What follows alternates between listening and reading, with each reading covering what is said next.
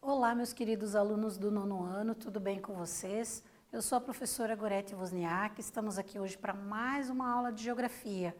E a ideia da aula de hoje é retomar um pouquinho os assuntos que a gente trabalhou em aulas anteriores. Mas antes disso, eu trouxe ali alguns lembretes para vocês, antes da gente começar o conteúdo propriamente dito, né? Tem em mãos aí o teu material. É importante ter lápis, borracha, caderno. Vão anotando as explicações, criem esse hábito de anotação. Mesmo quando você está em sala de aula, quando você anota o que o professor está explicando, fica mais fácil depois para o teu entendimento. Então aqui, apesar de a gente estar distante, né, mas vocês estão acompanhando as aulas, façam essas anotações no caderno do que a gente trabalha, das explicações e até mesmo das dúvidas que vocês tenham a respeito do assunto, certo? Também em relação à presença lá de vocês, é realização da atividade da nossa aula. Então, realiza a atividade da aula, a tua presença já fica registrada automaticamente, certo? Façam as atividades do aplicativo, as outras também. Então, realizar todas elas, encaminhar lá para o professor, entregar para o professor, para que o professor acompanhe o teu rendimento. Aqueles alunos que têm dificuldade de acesso ao aplicativo, que tiveram alguma dificuldade ali na realização, ou de encontrar o exercício, entrem em contato com a escola de vocês, para retirar o material impresso e também realizar as atividades. Isso é extremamente importante, porque aí o professor lá da escola consegue acompanhar vocês. Se vocês não encaminharem as atividades, fica difícil daí do professor de vocês acompanhar o que vocês estão conseguindo entender, o rendimento e tudo mais. Então, ou faz pelo aplicativo, ou pega o material impresso na escola, realiza a atividade e entrega lá, certo? Dito isso, então, vamos pensar juntos ali no objetivo da aula de hoje. Então, eu já tinha falado para vocês que é de retomar os principais elementos da diversidade de paisagens, modos de vida e outras características da cultura étnica da Europa. Então, que características étnicas nós temos na Europa que nós estudamos nas nossas aulas anteriores? Vamos dar uma relembrada hoje, ver se ficou alguma dúvida, esclarecer e assim por diante. Relacionando com as atuais características do continente. Então, o que é histórico que se reflete hoje na cultura, nas etnias do continente europeu, certo? E também vamos pensar um pouquinho, relembrar ali, como a Europa exerceu hegemonia, dominação de outros povos ali ao longo da história, ok? Então vejam que é bastante coisa que a gente trabalhou e aí vamos retomar um pouquinho hoje, pelo menos as principais, para que vocês possam relembrar e tirar alguma dúvida que tenha ficado. Primeira coisa ali, é difícil dividir as áreas geográficas e humanas do continente europeu a partir das características físicas ou étnicas da sua população. Por quê? Porque ela é resultante de uma intensa miscigenação. Então, a mistura de etnias aconteceu na Europa muito intensamente ao longo do tempo, ao longo da sua história, ao longo da construção ali étnica do próprio continente, né? Nós temos essa miscigenação prolongada. E aí fica difícil até você dividir o continente considerando essas características, né? Os modos de vida, a língua, os modelos sociais e políticos são indicadores expressivos das peculiaridades do povo europeu. Então, o que difere o povo europeu de outros? Quais são as peculiaridades, as características específicas? São esse conjunto de modos de viver que refletem esse histórico cultural de formação do continente. Certo? E aí, começamos lá pelos povos. Então, grupos que vieram de outras áreas e migraram para o continente, contribuindo com suas características, desde as características físicas até os modos de vida, o idioma e tudo mais, para a formação das etnias da Europa. Começamos ali com os nórdicos, que a gente tinha falado a respeito, né? Ocupam a região situada ali em torno dos mares Báltico e do Norte. Então, eu até trouxe um mapa aqui destacando as áreas que são onde os povos nórdicos ocuparam, a parte mais ali ao norte da Europa, certo? E aí eles contribuem com o seu modo de vida, com suas características para esta região. Então, se a gente vai fazer uma análise histórica de formação étnica, a gente vai encontrar vestígios ou características que são dos povos nórdicos que vieram para essa região ali em determinado momento da história de formação da Europa. Continuando lá, outros povos. Então, nós dividimos diferentes povos que em diferentes momentos da história ocuparam o território europeu, vamos dizer assim. Não todos ao mesmo tempo, foram em momentos diferentes e aí foram imprimindo características étnicas nessas áreas que eles ocuparam, certo? Temos ali os povos mediterrâneos, eu até circulei ali a área que seria compreendida, né, que é banhada pelo mar Mediterrâneo. Então, desde a Península Ibérica até a região ali da Ucrânia, dos Balcãs, nós vamos ter a presença dos povos mediterrâneos em um determinado momento. Então, é uma característica bem importante. Eles vêm lá de outras partes, ocupam esta porção da Europa e imprimem ali seus modos de vida, seus idiomas, suas características culturais que hoje se refletem nos povos que ocupam estas áreas do continente, certo? Então, vimos os nórdicos, os mediterrâneos e aí os celtas, né? Originários ali da região da Irlanda e mais tarde se espalharam pela Europa, desde a Península Ibérica, que é esta parte mais a oeste, até a porção mais a leste lá. Então, ocuparam grandes áreas ali do continente e, assim como os outros povos, também imprimiram no continente europeu seu modo de viver, suas características, idioma, costumes e tudo mais, né? Ocuparam locais de quais países atuais? Inglaterra, Escócia, a Espanha, a Bélgica, a Eslováquia, a República Tcheca, ou seja, um conjunto muito grande de países ou de parte de países europeus foram ocupados em determinado momento da história pelos povos celtas. Então vejam a importância da gente conhecer essas características, para entender o hoje da Europa, saber o que historicamente aconteceu em termos de ocupação geográfica do território, certo? Essa é a visão que a gente tem que trazer. Primeira perguntinha ali para a gente pensar essa parte inicial, histórica ali de ocupação. É possível afirmar que as áreas humanas do continente europeu podem ser divididas a partir do quê? A partir do que eu posso dividir as áreas físicas e humanas do continente europeu? Respondam e a gente já volta com a correção.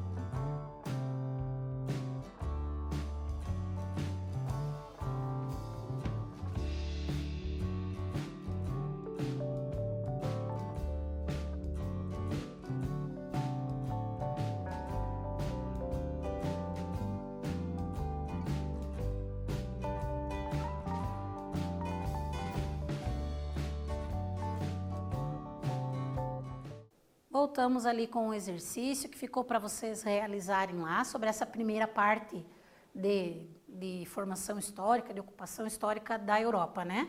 É possível afirmar que as áreas humanas do continente europeu podem ser divididas a partir de características físicas ou étnicas da sua população, resultante do quê? Da prolongada miscigenação.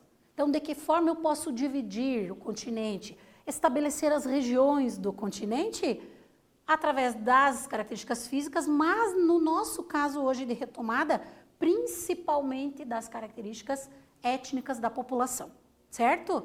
Por quê? Porque teve uma intensa e prolongada miscigenação no continente europeu. Então, continuando lá para a gente pensar um pouquinho nessa questão de povos que ocuparam, e aí depois a gente trabalhou um pouquinho sobre esse uso e ocupação do solo. E eu trouxe hoje aquele olhar mais também de a gente pensar um pouquinho na questão ambiental. A maneira como o espaço geográfico é ocupado, ela vai desenhar características desse espaço e consequências também da maneira como o espaço é ocupado vão ser estabelecidas, né, a partir disso. Então, pensando lá, fatores que alteram as paisagens na Europa. O continente europeu tem paisagens extremamente humanizadas. Então, toda essa movimentação populacional, essa chegada de grupos étnicos, a instalação, a ocupação, o desenvolvimento das suas atividades em diferentes momentos da história, resultam, então, na humanização desses espaços. Ou seja, aquilo que era natural vai se tornar humanizado pela influência ali dos modos de vida empregados na Europa, né? Os recursos naturais, portanto, vão ser intensamente modificados. As paisagens vão ser intensamente modificadas em função de toda essa forma de ocupação do espaço geográfico, né? Essas transformações são resultado do expressivo desenvolvimento econômico e industrial. Também falamos em aulas anteriores nossas lá sobre essa questão do desenvolvimento industrial na Europa e como isso organiza o espaço geográfico naquele continente, né? Principalmente quando eu tenho ali o advento da primeira, depois as outras revoluções industriais, isso se reflete no modo como o espaço geográfico é ocupado, pelos grupos, pelas pessoas que vivem naquele território. E aí tudo isso vai se refletir na paisagem, no uso desse espaço, no uso e ocupação do espaço geográfico. Posteriormente, nós vamos ter ali o desenvolvimento também na produção agrícola, que avança, né? A tecnologia também se expande para a produção agrícola, amplia as áreas cultivadas. Ou seja, onde eu tenho áreas cultivadas, eu também tenho alteração das paisagens. Tudo isso se reflete na forma de ocupação daquele espaço, certo? E aí, nós vamos ter ali as principais ameaças, principalmente, porque a gente falou em uma das nossas aulas, do uso e ocupação do solo. Porque é no solo, o solo é o nosso, é o suporte para toda atividade humana. Então, se eu trabalho espaço geográfico, eu tenho que pensar nesse elemento, porque ele é extremamente importante. E aí, então, as principais ameaças são identificadas como a erosão, o uso excessivo de fertilizantes e pesticidas. Se eu falei que a agricultura desenvolveu, então eu vou ter um reflexo desta maneira, dessa forma do desenvolvimento no solo, o impacto nesse solo, né? Perda da biodiversidade, salinidade, compactação do solo, pelo uso das máquinas agrícolas, deslizamentos, enchentes, todos esses são fatores, são consequências da forma como o solo é ocupado. Então, são as ameaças que a gente tem ali, ok? E aí, que impactos ambientais eu tenho para o uso desse solo? Podem ser diretos, como a destruição das paisagens e dos habitats naturais, aquilo que rapidamente é visível para nós, né, a partir da modificação da paisagem, e indiretos, como a impermeabilização do solo, ou seja, não infiltra mais a água, por quê? Porque foi colocado calçamento e teve uma mudança ali naquele meio natural, que aumentam os riscos de inundação. Então, como a Europa, a gente disse que é extremamente humanizada, teve um elevado desenvolvimento econômico e industrial, essas dificuldades, esses impactos aqui se refletem de forma bastante significativa, certo? E aí, o que nós vamos ter ali de consequências de tudo isso? 2/3 das árvores da Europa sofrem os efeitos da poluição. Então, eu vou ter, como é um ciclo e é um conjunto, um equilíbrio, o meio natural está equilibrado, se eu tenho alterações no solo, eu vou ter alteração na vegetação, eu vou ter alteração na atmosfera. Então, aí nós vamos ter resultados em relação a isso. Nos países do sul, a erosão do solo e a invasão do deserto são as ameaças mais importantes. Lembram que a gente falou numa aula anterior sobre a desertificação lá no sul da Europa? Então, é retrato da forma como o solo da Europa é utilizado ali, né? Ameaças complementares para a biodiversidade. Como a União Europeia se expande para leste, estima-se que a população aumente, então eu tenho aumento de população, eu vou ter mais alterações na forma de uso desse espaço ali. O que representa um aumento de 58% da ocupação do solo e grandes superfícies das paisagens são degradadas. Quanto maior é a ocupação humana, maiores serão as transformações daqueles espaços ali. E aí nós vamos ter as consequências, né? Por exemplo, eu trouxe aqui uma imagem que mostra para nós os impactos das chuvas ácidas em áreas florestadas, ali em áreas de florestas, principalmente na região temperada, né? No sul da Escandinávia, a gente tem ali essa característica das chuvas ácidas e também na República Tcheca, Alemanha, Polônia, as florestas de coníferas são degradadas pela questão da chuva ácida, que é essa interação, né, de atmosfera com solo, com vegetação. Então, se eu tenho a modificação de um, eu vou ter alterações que vão resultar ali em problemas para os outros espaços. E aí eu trouxe um mapa que mostra para nós a concentração de população. Se eu estou falando do uso e ocupação do solo, e penso que as paisagens europeias estão humanizadas, como a gente falou, então, que áreas estão ocupadas? Vejam que nós temos na porção central aqui uma densa ocupação, que são os tons mais escuros. Somente lá mais ao norte, até pela questão climática, em algumas áreas aqui que nós vamos ter altas montanhas, que a gente não tem uma grande concentração populacional na Europa, e aqui também na porção leste. De modo geral, o restante, nós temos uma grande concentração de população. Portanto, a forma como o solo é usado e os impactos vão ser refletidos também a partir da maneira em que o território está ocupado. Certo? Perguntinha lá então, vamos pensar um pouquinho a respeito. Está lá a imagem e ela representa qual o impacto ambiental recorrente na Europa. Então falamos sobre ela, respondam rapidinho, a gente volta em seguida com a correção.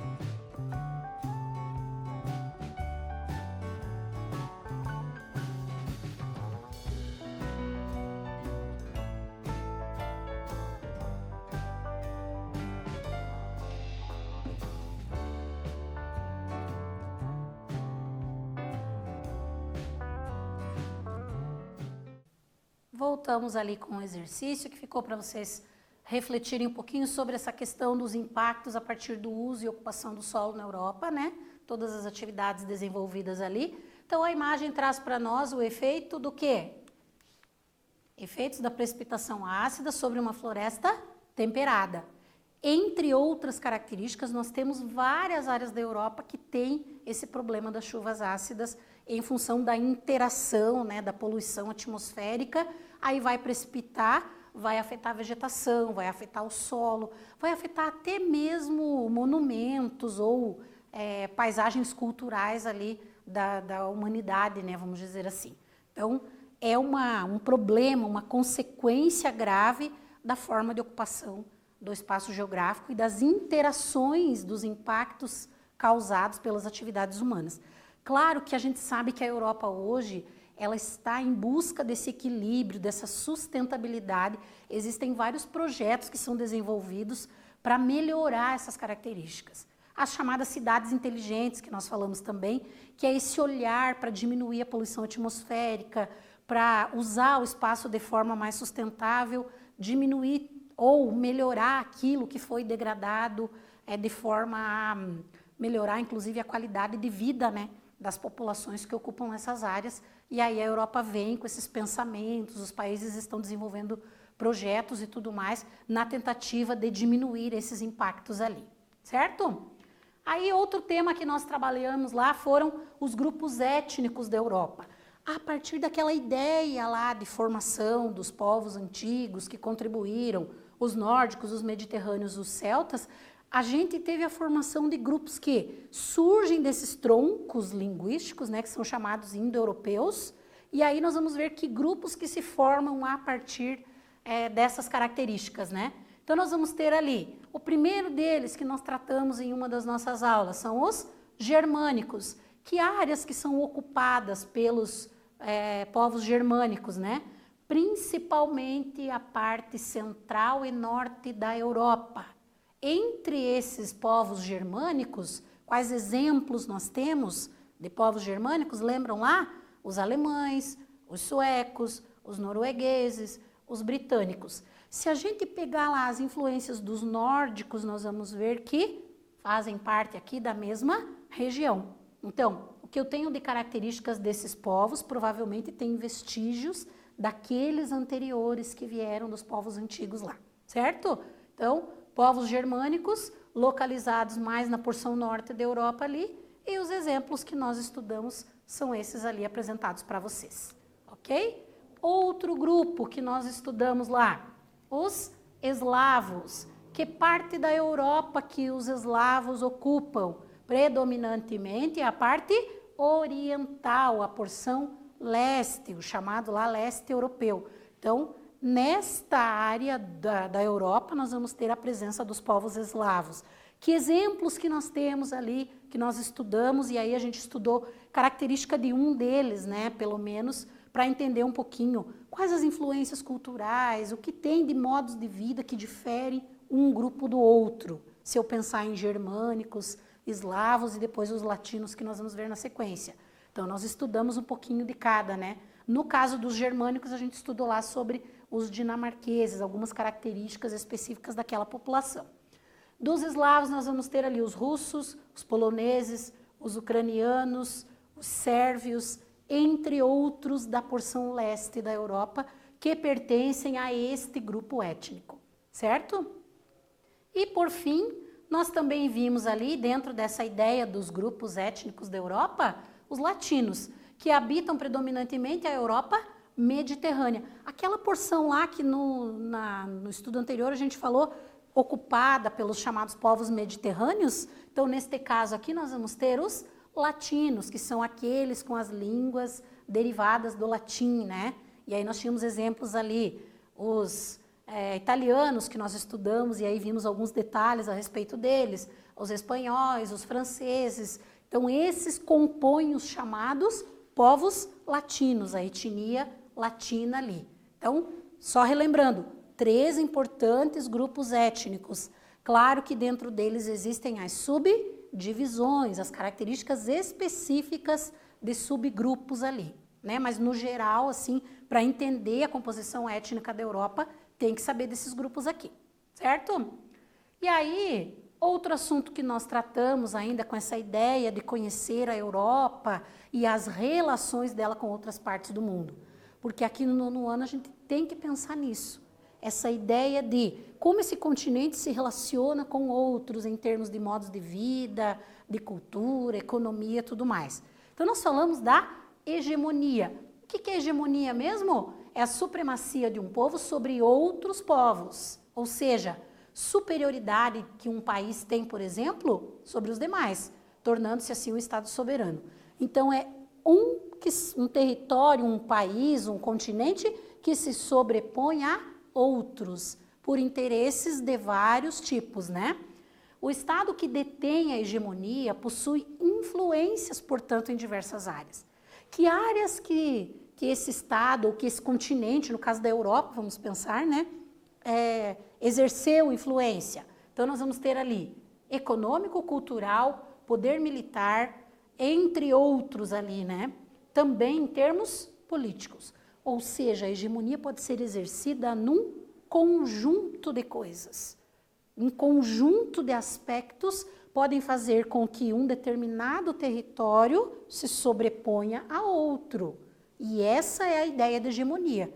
Então, alguém vai mandar, alguém vai obedecer. Vamos dizer assim, a grosso modo falando, né?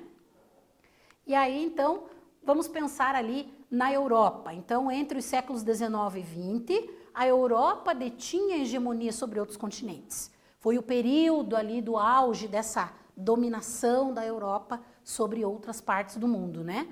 E entre os motivos dessa dominação, por que ela dominava? Ela tinha posse das colônias, influência econômica, tecnológica, científica e cultural. Porque quando uma pessoa se desloca de um lugar para o outro, ela não chega lá sem saber nada. Ela leva consigo a sua cultura, o seu modo de vida. Então, mesmo que tenha sido deslocada para lá por interesses econômicos, mas ela também vai exercer influência cultural naquela área.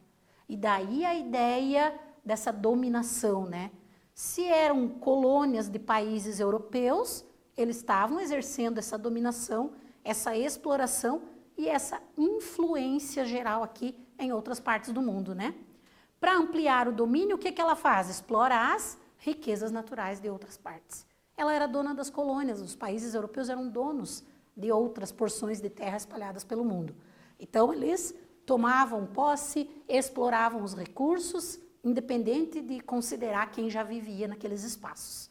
E isso lembram lá do 7º ano da própria história do Brasil, né? Expansão comercial ali do capitalismo comercial e financeiro, sendo o principal movimento de manutenção da hegemonia europeia foi econômico. O que manteve a hegemonia europeia? Foi o fator econômico a partir do quê? Da Revolução Industrial. Porque para a Revolução Industrial acontecer e se consolidar, era necessário matéria-prima e novos mercados. Então, se ela exercia dominação sobre outras partes do mundo, tinha esse reflexo aqui de ter matéria-prima e ter mercados para comprar os produtos fabricados, ok? E aí, dentro dessa ideia de hegemonia, a gente especifica ali a parte cultural, indica a preponderância de uma cultura sobre outras, ou seja, exerce a influência econômica, a dominação econômica, mas, consequentemente, também vai exercer a dominação cultural. Então, é sobrepor uma cultura em relação a outra. Quando os europeus chegaram na América, por exemplo, existiam povos aqui, sociedades organizadas, mas eles impuseram a sua cultura sobre outra. Então, tudo isso é pensar nessa ideia de hegemonia cultural. E assim em outras partes do mundo também. E aí tem um exemplo aqui da questão americana, que influenciou muito a cultura ocidental. Quando você fala de cultura ocidental, hoje você pensa nos Estados Unidos. E aí todos os outros são influenciados por esse modo de viver americano. Lá, anteriormente, quem exercia essa hegemonia cultural era a Europa. Ok? Perguntinha lá. Que movimento representou a manutenção da hegemonia europeia e quais as suas principais necessidades? Então, leiam a questão, vejam a alternativa correta, respondam e a gente volta em seguida com a correção.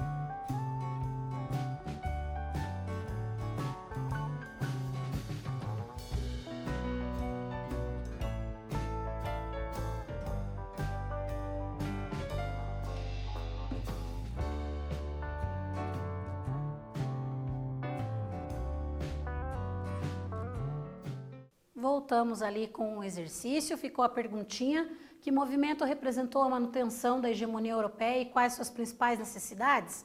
O que fez com que a Europa mantivesse sua hegemonia foi o econômico a partir da Revolução Industrial. E quais eram suas necessidades?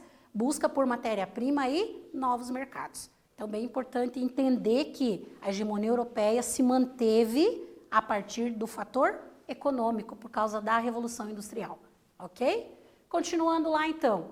Esses mapas eu trouxe só para a gente relembrar essa questão da dominação europeia no mundo. Então, vamos pegar ali o exemplo da Inglaterra e aí vamos olhar todas as partes que estão nas mesmas cores da Inglaterra significam áreas em que em algum momento eram de dominação inglesa, ou exploração ou dependência, né? Por mais que fossem áreas autônomas, por exemplo, mas dependiam econômica, tecnologicamente da Inglaterra. Então é um exemplo de dominação dessa hegemonia europeia sobre outras partes do mundo. E se a gente for analisar características de idioma e culturais dessas áreas hoje, a gente tem refletido ainda essa dominação que aconteceu em um determinado momento da história ali. E aí a questão da partilha da África, que a gente também falou. Então, diferentes países da Europa que ocuparam diferentes partes da África, independente de considerar que aqui já existiam povos, já existiam culturas, já existiam divisões territoriais. Então, quando a gente fala dessa partilha, né, é dividir entre os europeus para que eles pudessem estabelecer essa exploração e essa dominação de outras partes. E a África sofreu bastante com essa questão ali de dominação e exploração europeia. Ok? E aí, exercícios lá. Então, o que vocês vão fazer ali? Elaborar um mapa conceitual. Lembra que a gente estudou e eu expliquei para vocês como elabora um mapa conceitual? Então, com o histórico de formação étnica e cultural da Europa, considerando os povos indo-europeus, nórdicos, celtas e mediterrâneos e os árabes também, né? Assim como as regiões ocupadas por eles no continente europeu. Então, tem um exemplo ali, coloquei o primeiro quadrinho, diversidade étnica e cultural da Europa, e aí vocês vão completar o mapa conceitual de vocês ali. O que vocês podem colocar de informações sobre esses povos? Bem, palavras-chave? Façam lá no caderno, vão ter um tempinho bom aí para realizar, e a gente volta em seguida com a correção.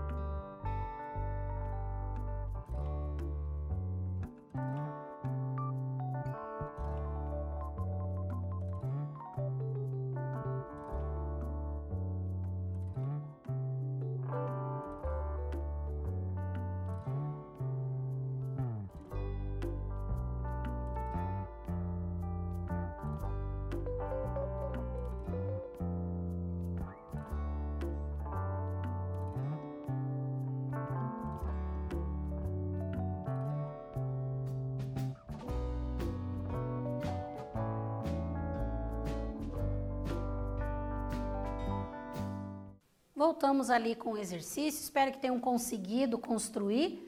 E vamos lá, o exemplo, né? Então, ali vocês poderiam colocar os grupos, diversidade étnica e cultural da Europa. Então, colocamos lá nórdicos, celtas, mediterrâneos e árabes. E depois, alguma característica eu coloquei aqui deles, mas vocês podem estabelecer outras, ampliar o mapa de vocês como acharem melhor. Então, eu coloquei nórdicos lá, a região que eles ocupavam. Os celtas também, Península Ibérica, né, até a Ucrânia. Os mediterrâneos, desde a Península Ibérica até a Península da Anatólia.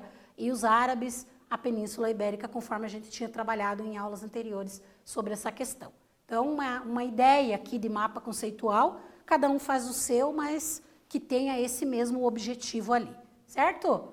Exercício 2, relacione ali o primeiro com o segundo quadro, considerando as informações principais dos grupos étnicos da Europa. Então, nós temos aqui o local para vocês anotarem, e no quadro 2 aqui, o que você achar que é germânico, letra G, o que você achar que é latino, L, o que você achar que é eslavo, letra E, e a gente já volta com a correção.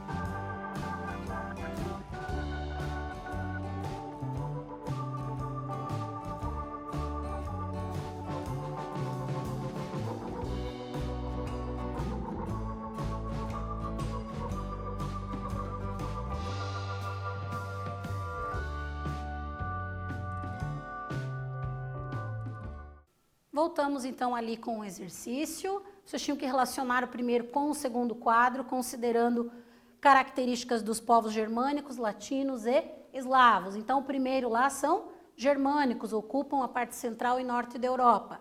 O segundo são eslavos, russos, poloneses, ucranianos, entre outros.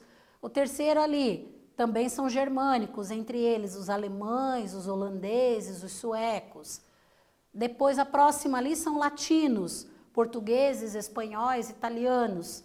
Em seguida, a próxima alternativa, habitam a Europa Oriental, os eslavos. E, por fim, ali, habitam predominantemente a Europa Mediterrânea, são os latinos. Então, estabelecidas ali as relações com as características desses grupos étnicos.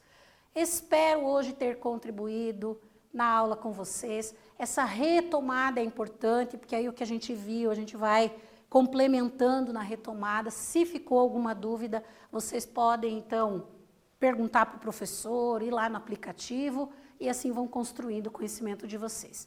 Espero, de fato, que vocês tenham entendido, levado um pouquinho de conhecimento. Na próxima aula voltamos com mais assuntos do nono ano. Um abraço e até lá.